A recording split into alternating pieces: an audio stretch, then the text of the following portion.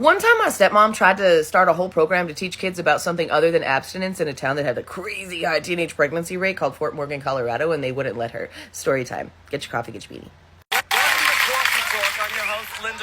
So she wasn't just some lady. My stepmom used to be an OBGYN, and Fort Morgan was her first, job. She got the office, she'd been through residency, all of that stuff.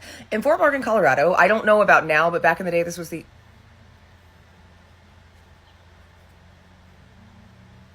A sleep me pulls my nose strips off and sticks them places. I don't know why she does that, and I can't get her to stop. Sorry.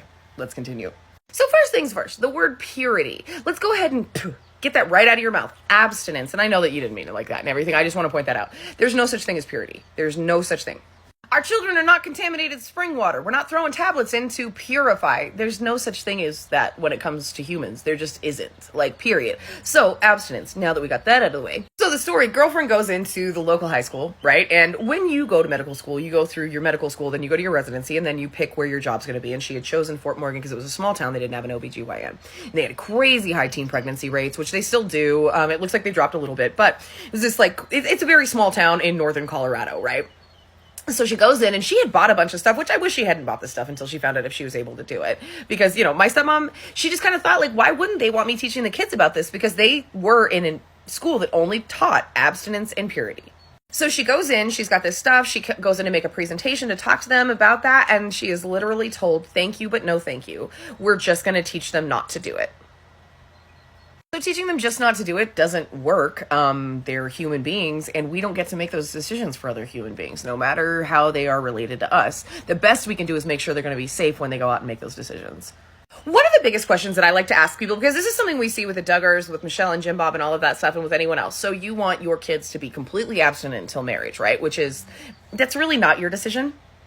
I don't know how to tell you this. That's their decision. That's their personal decision about their body. So the best that you can do is give them the information that they need. So when they decide, not if, to make that decision, they can make it properly. They can be safe. They know what they're going to do. They know when they might ovulate.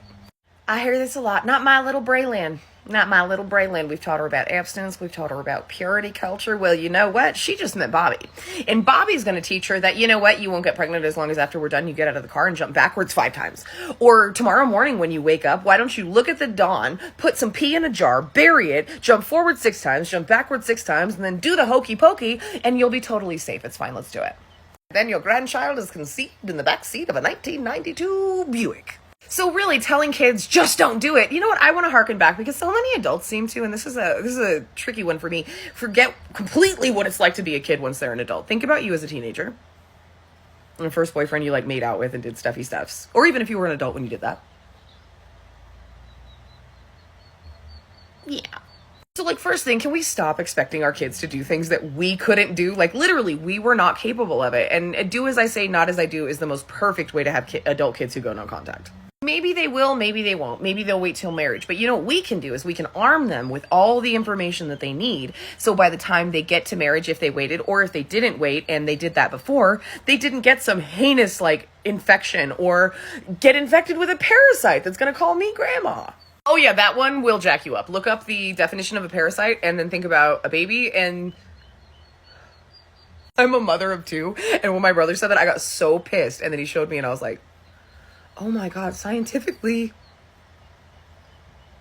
This goes for a lot of other stuff too, though. As parents, we have to acknowledge that we give them the tools that they need to go out into the world. We arm them so that they can fight the fight. The one that we've been in for all these times. Well, we can't fight that fight for them for the rest of their lives, and they're going to have to make some of their own decisions. Just let's kind of try to make sure they make the right ones,